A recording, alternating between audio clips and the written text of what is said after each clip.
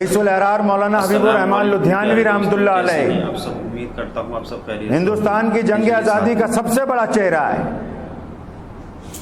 मौलाना लिखते हैं कि जब मुझे पहली दफा अंग्रेज ने पकड़ा सिविल नाफरमानी के एजिटेशन में तो 1 साल की सजा दी गई। जिस दिन सजा खत्म हो रही थी तो डिप्टी कमिश्नर जो लुधियाने का था उसने जज को कहा, सीजीएम को, कि जेल के अंदर जाके अदालत लगा के मौलाना पर एक और मुकदमा हमने दायर कर दिया, उसकी सजा भी आज ही सुना दो। तो लुधियाना जेल में अदालत लगाई गई। ये बिल्कुल सामने थी जेल, यहां सिविल अस्पताल के सामने। आप जब इस सड़क पे जाएंगे जो टी पॉइंट के अंदर जहां नामधारियों का स्मारक बना हुआ है,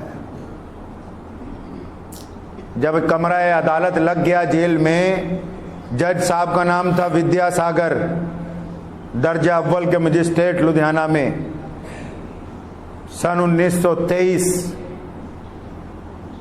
जज साहब ने सरकारी गवाहों की गवाही सुनने के बाद फैसला दिया कि मौलाना आपको अंग्रेज के खिलाफ तकरीर करने के लिए, आपको अंग्रेज के खिलाफ बोलने की वजह से 1 साल की सजा और दी जा रही, क्योंकि जो आपने अमृतसर में तकरीर की उसकी रिपोर्टें आ गई, उसके मुताबिक आपको 1 साल सजा और दी जाती है।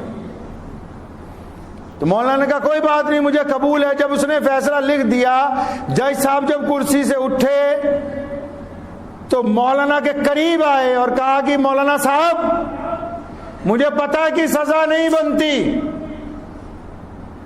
लेकिन जो लुधियाने के डिप्टी कमिश्नर साहब हैं अंग्रेज, उनका हुक्म है कि आपको सजा देनी है।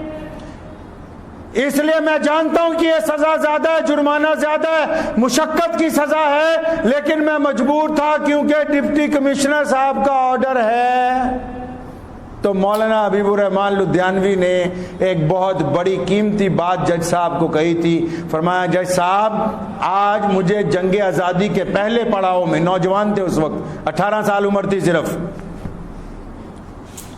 नौजवान थे, दारुल देवबंद से पढ़ के आए थे अभी। कहने लगे मौलाना साहब मुझे जिंदगी के पहले पड़ाव में आजादी और गुलामी का फलसफा समझ आ गया। आप देखें खुदा की कुदरत, आप जज की कुर्सी पर बैठकर अंग्रेज के गुलाम हैं और मैं कटहरे में खड़ा होकर भी एक आजाद हिंदुस्तानी हूं। ये आजादी और गुलामी, ये आजादी और गुलामी का फलसफा है। 1-2 दिन नहीं, 14 साल कैद काटी मौलाना हबीबुर रहमान लुधियानवी ने। 4 दफा घर की कुर्की हुई, अंग्रेज ने बार बार घर को गिराया, बच्चों तक को कैद किया गया। मौलाना अजीजुर रहमान लुधियानवी उनके बेटे, मौलाना खलीलुर रहमान लुधियानवी दूसरे बेटे, बेटाओं तक को सजा दी गई, बच्चियों के कानों तक के से बालियां उतार ली गई। तब ये मुल्क आजाद हुआ है। फिर तुम हमसे पूछते हो कि तुमने मुल्क के लिए क्या किया है? फिर पूछते हैं हमसे कि तुमने मुल्क के लिए क्या किया? अंग्रेजों ने स्टेशन के ऊपर जो पानी पीने वाले मटके होते उन पे बंदा बैठ के पानी पिलाता था, तो गवर्नर जनरल का हुक्म आया कि मटके 1 की बजाय 2 कर दो। एक मटके पे लिखो हिंदू पानी, एक मटके पे लिखो मुसलमान पानी। अब स्टेशन पे आवाज लगने लगी जब ट्रेन आती थी, हिंदू पानी पी लो, मुसलमान पानी पी लो, और लोग डरते थे अंग्रेज के खिलाफ बोले कौन। ये जो आज छोटे छोटे लोग आपको मिलते ना 2 मिनट में लाइव होके किसी के खिलाफ भी बोल रहे हैं, अरे ये आजादी दिलवाई है तब बोल रहे हो। ये कुर्बानियां दी हैं इस मुल्क के लिए, तब आज हर बंदा अपनी बात कर रहा है। अंग्रेज के दौर में कोई नहीं बोलता था, उनको पता था कि इधर बोलेंगे साथ ही में जेल जाना होगा, इधर बोलेंगे साथ ही में फांसी के फंदे पे लटका दिया जाएगा। हिंदू पानी मुसलमान पानी के मटके लगाए गए, लोग खामोश थे, लोग डरे हुए थे कि अंग्रेज ये क्या कर रहा है। मौलाना हबीबुर रहमान लुधियानवी फिर उठे।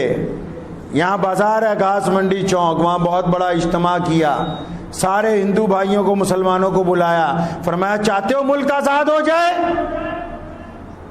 चाहते हैं आपके मुल्क आजाद हो जाए? सबने कहा चाहते हैं। फरमाया चलो फिर आज मटके तुड़वा दिए जाए, जब एक पानी पिएंगे तब मुल्क से अंग्रेज को निकाला जाएगा। और फिर यहां से लेकर पेशावर तक सारे स्टेशनों के मटके तुड़वाए गए। मौलाना हबीबुर रहमान लुधियानवी ने उसमें भी सजा काटी, तब इस मुल्क की आजादी करीब आई। फिर हमसे पूछते हैं कि तुमने मुल्क की आजादी के लिए क्या किया है?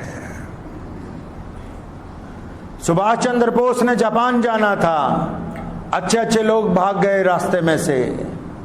जाओ जाके बोस को पूछो। बोस जब कलकत्ता से चला, मौलाना हबीबुर रहमान लुधियानवी ने अपने नौजवान बेटा मौलाना खलीलुर रहमान लुधियानवी को सुभाष चंद्र बोस के साथ भेजा, तमाम इंतजामात करवाए, अपने घर में रखा यहाँ लुधियाना 3 दिन। उसकी भी बाद में मुखबरी होकर 2 साल सजा हुई। वो फिर हमसे पूछते हैं कि गालिब कौन है?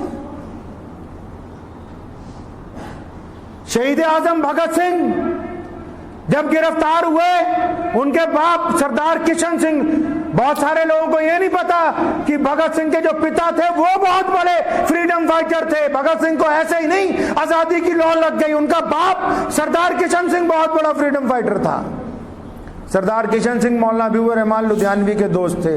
भगत को जब पकड़ लिया गया, पुलिस ने छापेमारी शुरू की तो उनके भाइयों को, उनकी बड़ी बहन को और कुलतार सिंह उनके बड़े भाई को मौलाना हबीबुर रहमान लुधियानवी ने 3 महीने अपने घर में रखा। वो दौर था जब अंग्रेज पता लगने के बाद मुकदमा बाद में गोली पहले मारता था। फिर पूछते हैं कि आपने मुल्क के लिए क्या किया है?